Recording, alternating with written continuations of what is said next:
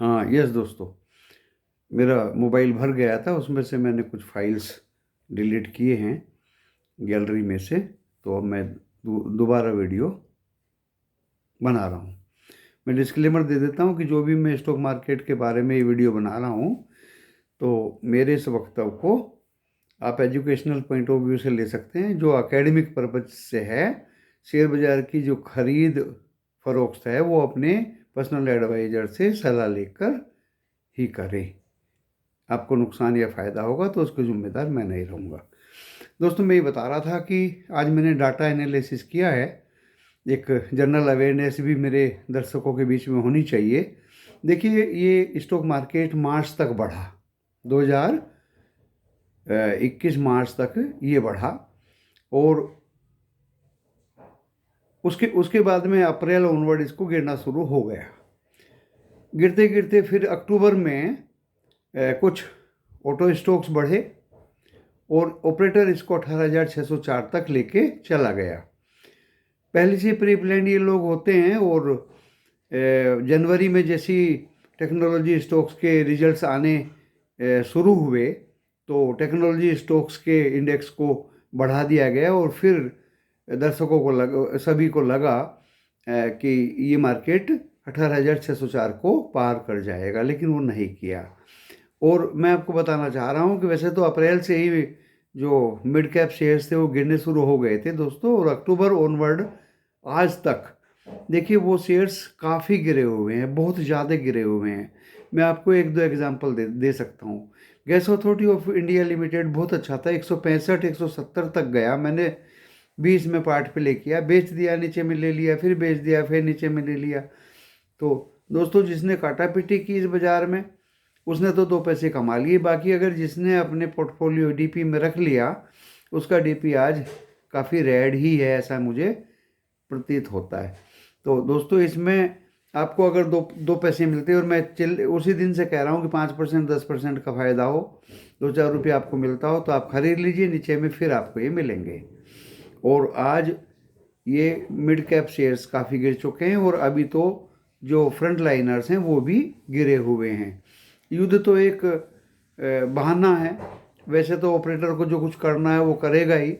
अभी तो महंगाई इस युद्ध के कारण काफ़ी बढ़ेगी, पेट्रोल बढ़ेंगे, डीजल बढ़ेंगे, साग सब्जियों के आवागमन ट्रांसपोर्टेशन से भाव बढ़ेंगे, और जब महंगाई बढ़ेगी तो गवर्नमेंट ऑफ इंडिया को बैंक का रेट एफडीज पे थोड़ा बढ़ाना पड़ेगा। स्टॉक मार्केट से लोग पैसा निकाल के एफडीज में डालेंगे, स्टॉक मार्केट फिर नीचे जाएगा। दूसरी बीमारी एफआईआई की है, वो इमर्जिंग मार्केट से तो कंटिन्यू पैसा निकाल रहे हैं दोस्तों। अप्रैल से और आज तक उन्होंने 2.5 लाख करोड़ रुपया कैश में निकाल लिया है इन टर्म्स ऑफ डॉलर, और उनको रोकने के लिए एफआईआई डीआईआई और मेरे रिटेल इन्वेस्टर्स पूरी ताकत के साथ में लगे हुए हैं। और फिर मार्केट को इतना तो नहीं गिरने दिया, लेकिन डीआईआई भी काफ़ी खरीद रहे हैं, पैसा उनके पास है। रिटेल इन्वेस्टर्स भी काफ़ी खरीद रहे हैं, पैसा उनके भी पास है। फिर भी मिड कैप गिरे हैं, और अब फ्रंट लाइनर्स भी गिर गए हैं, और स्मॉल कैप तो पहले ही गिर चुके थे दोस्तों।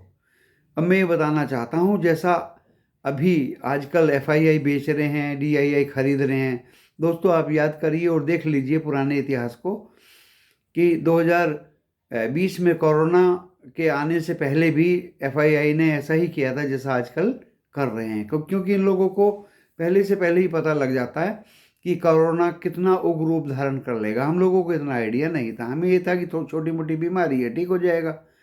लेकिन दोस्तों, 8,411 मेरी निफ्टी ने टच किया, और वो दिन मुझे आज भी याद है, और सभी लोग कहने लगे थे कि अब तो ये 4,000 या 6,000 तक भी टच करेगा।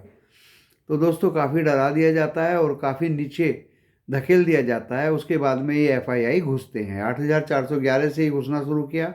इन्होंने मार्च तक काफ़ी माल उठाया, और उसके बाद अप्रैल ऑनवर्ड इन्होंने बेचना शुरू कर दिया, और 2.5 लाख करोड़ का कैश में माल बेच दिया एफआईआई ने, और डॉलर्स की टर्म्स में रुपया अपने देश में लेके चले गए।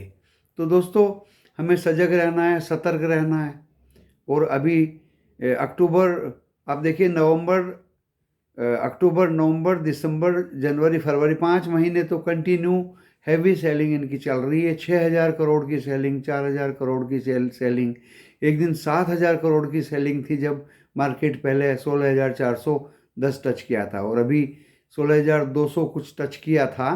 तो देखिए 6,200 कुछ की सेलिंग इनकी थी। और ये लोग क्या करते हैं दोस्तों, ये हेजिंग करते हैं, अपने आप को प्रोटेक्ट करते हैं। देखिए कल भी इन्होंने इंडेक्स फ्यूचर में ख़रीदी, परसों भी इन्होंने इंडेक्स फ्यूचर को बाई किया कि अगर मार्केट गिरता है तो उधर फ़ायदा होगा, और अगर बढ़ता है तो इधर फ़ायदा होगा। तो दोनों तरफ ही अपना हेज करके चलते हैं एफआईआई।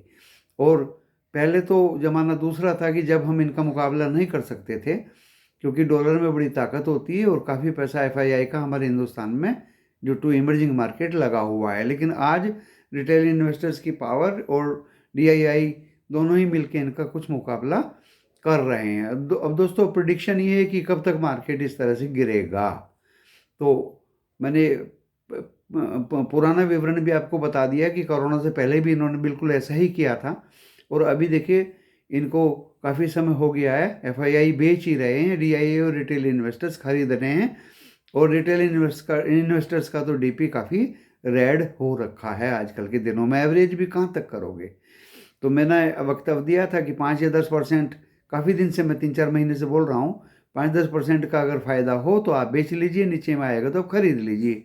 मैंने अपनी खुद की एग्जांपल दी कि मैंने इस तरह से मारुति बेच दिया, नीचे में ले लिया, एचसीएल बेच दिया, नीचे में ले लिया, टाटा स्टील बेच दिया, नीचे में ले लिया। 2022 में भी आपको कई बार ये ऊपर नीचे का चांस देंगे।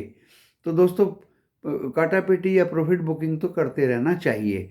दूसरा option, call writing, put writing, इनमें मेरा कोई एडवाइस नहीं है, ना ही मैं इन पे अपने दर्शकों को एजुकेशन देना चाहता। इनसे दूर ही रहना चाहिए, क्योंकि ये जुए की श्रेणी में आते हैं, जिसको मैं बिल्कुल भी पसंद नहीं करता।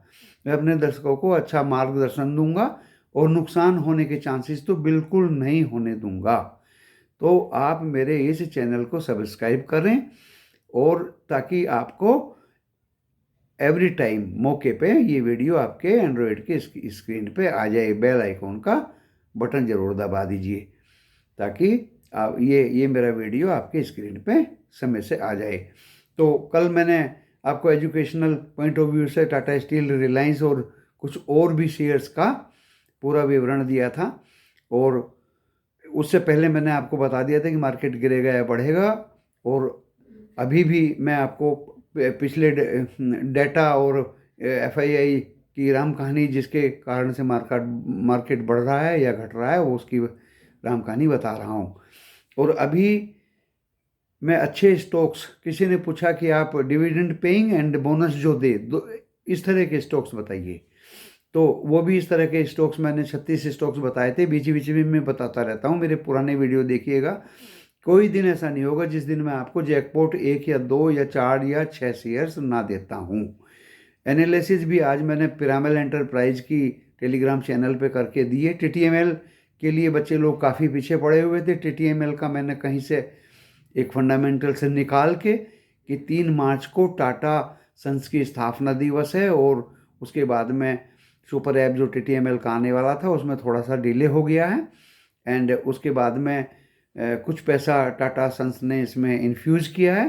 तो दोस्तों उसके बारे में भी जो वक्तव्य और जो डेटा मुझे हाथ लगा, जो इधर उधर से मैंने ढूंढा है, मैंने टेलीग्राम चैनल पे और जिन बच्चों को उसकी ज़रूरत थी उनको भेज दिया है। और बाकी स्टॉक्स के बारे में भी मैंने बताया है, जो बोनस भी देते हैं और अच्छा डिविडेंड भी पे करते हैं। उनमें आप ऐसे मौक़ों पे इन्वेस्ट करिए जो आपको रीजनेबल लोअर प्राइस पे अवेलेबल हैं और होंगे। अब आप कहेंगे कि आगे की आप क्या नीति अपनाएंगे। देखिए आगे की स्ट्रेटजी ये होगी कि जिस तरह से मैं रशिया और यूक्रेन का युद्ध और काफ़ी गहराई से इसको सुन रहा हूँ, आप लोग भी सुन रहे होंगे, आप भी कंक्लूजन निकालेंगे, मैं भी कंक्लूजन ही निकाल रहा हूँ। वर्ल्ड वार तो देखिए नहीं होगा, मैंने पहले ही बता दिया था आपको। बड़ा भाई छोटे भाई को डांटेगा, पर इतना ज़्यादा डांटेगा वो भी मैंने नहीं सोचा था। कुछ ज़्यादा ही डांट दिया है।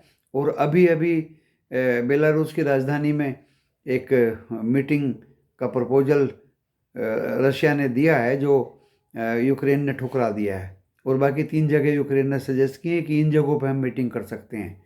तो मुझे ऐसा लगता है कि पुतिन का भी काफ़ी नुकसान हुआ है, काफ़ी जान माल का हानि हुई है, और काफ़ी कुछ उसने सीख लिया है। लेकिन दोस्तों, बीच बीच में स्टेटमेंट भी आ रहे हैं। ब्रिटेन बोलता है कि अब ये पुतिन के खात्मे की शुरुआत है। अमेरिका कुछ बोलता है, फ्रांस कुछ बोलता है। तो दोस्तों, कभी ऐसा लगता है कि वर्ल्ड वार होने के चांस ज़्यादा हैं, कभी ऐसा लगता है कि इनकी मीटिंग हो जाएगी और इसके बाद में इनका नया नया राष्ट्रपति जो पुतिन का अपना आदमी होगा उसको वो रखेंगे। अब आगे का क्या पॉलिटिक्स होगी, नोबडी नोज। कुछ भी किसी भी तरफ ये करवट ले सकता है दोस्तों। अब ये ऐसे मुकाम पे पहुंच गया है। तो भविष्यवाणी तो मेरी यही है कि ये उतार चढ़ाव दिखाएगा। मंडे को देखिए, कल तो ये गैप अप ही खुलेगा, क्योंकि जो शॉर्टर्स थे उनको ऑपरेटर पकड़ेगा। शॉर्टर्स ने अपने शॉर्ट नहीं काटे, तो कल तो ये गैप अप ही खुलेगा। लेकिन दोस्तों, नीचे का रुख भी देखेगा बाजार, ऊपर का रुख भी देखेगा। मेरा पिछले 4-5 दिन से यही स्ट्रेटजी बनी हुई है कि अगर नीचे का रुख देखता है तो आप कम से कम रेट पे कोई स्क्रिप्ट खरीदिए, और अगर ये ऊपर जाता है, अगर आपकी खरीदी हुई स्क्रिप्ट में 2-4 रुपये का फ़ायदा हो रहा हो तो उसको बेच के बैठ जाइए, मुनाफा अपनी पॉकेट में रखिए। तो दोस्तों, यही मेरा अनुमान है। दोनों तरफ का ये रुख दिखा सकता है। पहले ये गैप अप खुलेगा, ऊपर टांग के रखेगा, शॉर्टर्स को परेशान करेगा, उनसे अपनी पोजीशंस कटवाएगा, उसके बाद में नीचे की तरफ को भागना शुरू कर देगा। बीच बीच में जो स्टेटमेंट्स आते हैं उनका सहारा ये मार्केट लेगा, और क्योंकि ऑपरेटर हमेशा ऐसा ही करते हैं दोस्तों। और जो मुझे पिछले बहुत दिनों का तजुर्बा है, सब यूट्यूबर्स से हट के थोड़ी सी एक बात मैं कह देता हूँ कि जो आप लोअर रेट्स पे अच्छी fundamental blue chips front liner stocks खरीद के रख लेंगे अपने पोर्टफोलियो में, तो दोस्तों यही स्टॉक सबसे पहले भागेंगे। अब एक बच्चे ने आज परेशान कर दिया ब्राइटकॉम। मैंने इतना दिमाग खपाया उस ब्राइटकॉम ग्रुप में, जब भी 170, 72, 75 चला करता था, अभी 118 है। अरे बोनस तो ये 170, 72, 75 चला करता था तब से दे रहा है। बार बार किसी चीज़ को क्यों पूछते हो? ऐसा मत पूछिए। फिर मैंने वो ढूंढा अपनी पुरानी वीडियो के कमेंट्स में जो मैंने जवाब डिटेल में दिया था, क्योंकि मैं डिटेल एनालिसिस करके पक्की बात करता हूँ दोस्तों, कच्ची बात नहीं करता। तो फिर आपस में ही मेरे टेलीग्राम चैनल पे कुछ मित्रों ने उस सज्जन को समझाया।